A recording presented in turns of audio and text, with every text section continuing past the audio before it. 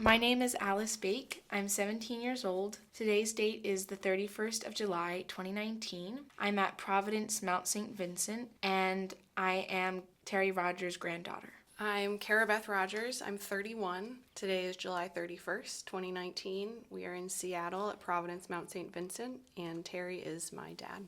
And I'm Terry Rogers. I'm 80 years of age. Today's date is the 31st of July, 2019.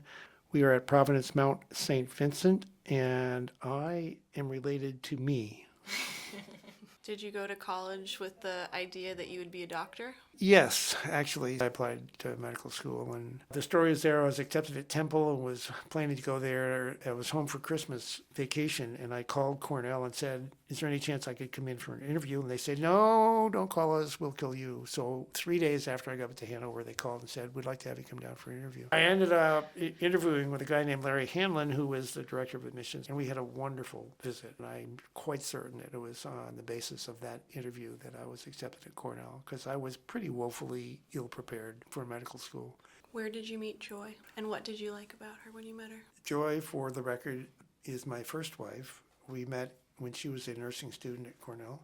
She was an attractive, energetic, active person, short, dark hair, bright blue eyes, willing to go on walks and have fun. As it turns out, there was a classmate of mine in medical school named Bob Towers, and he was in New York City, and I, of course, lived in New Jersey, so it was an hour bus ride or train ride from New York City to go home for a weekend. And so one weekend I said, Bob, what are you doing this weekend? Why don't you come out to New Jersey with me? We could go sailing up in Lake Pacon. Yeah, sounds good, except I've got this date with a girl named Joy Harwood. I said, you can get a date with her anytime. Come with me. So the next week, I saw her in the cafeteria, and she said, I understand. I said, I'll make it up to you. How about you go out with me this weekend? Oh, my God, Dad. So she did. So she did. The rest is history. So after my... Wait, she was meant to go out with Bob. Right. It was only a date. And so Bob blew her off, right. And then you went to out with hang her out with instead. Yeah, right. To make up for it. To make up for it. What was it like when each of your children were born? Well, there's nothing I'm more proud of or more important to me than my kids. It was a revelation. I was not a natural-born obstetrician.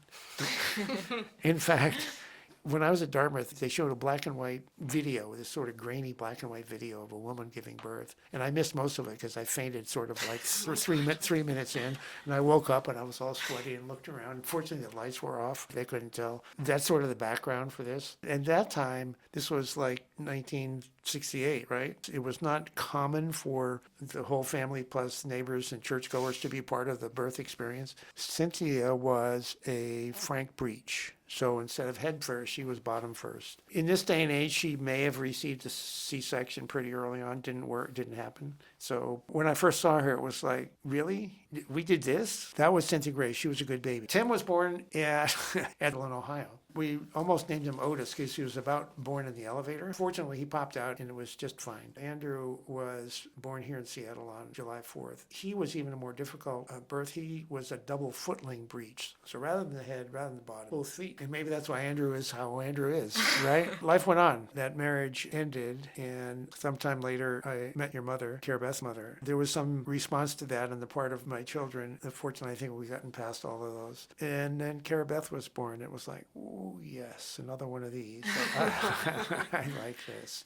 And, honestly, Cara Beth's birth was a very important event in sort of calming the waters between the older children. Your sister figured out pretty early on, like, oh, this is the only sister I'm going to have. And then Luke came not too long after, and the rest is history. What was it like becoming a parent when you were in your 20s? I hadn't the faintest idea what I was doing. Versus when you were in your 40s. Yeah. Again, you learn by doing. It's like you can read and you can talk with people, but when you come home and there's this baby and there's your partner and there's you, it's like, what do we do now, right? There's no real instruction book. You just have to live through it. So, I'd been through a lot of counseling, and that's when I got to meet Kidder, and it helped me not only to be be able to be a father to you and your brother, but to be a better father to my older kids also. And he said something to me one time that is really worthwhile. When you talk about the negative impact of separation and divorce, there can be some positive also. It really has to do with what you do from that point onward. I think my older kids recognized that when I started dating Karen and then we got married, and then as it has transpired, they recognized that their father was, for crassly put, was getting something. They saw their father as more happy, more settled, more stable. Andrew said something when we went through all of that. At one point we were in counseling, and he said, Dad, I fully understand why you had to leave and get divorced. I just wish it didn't happen. Yeah.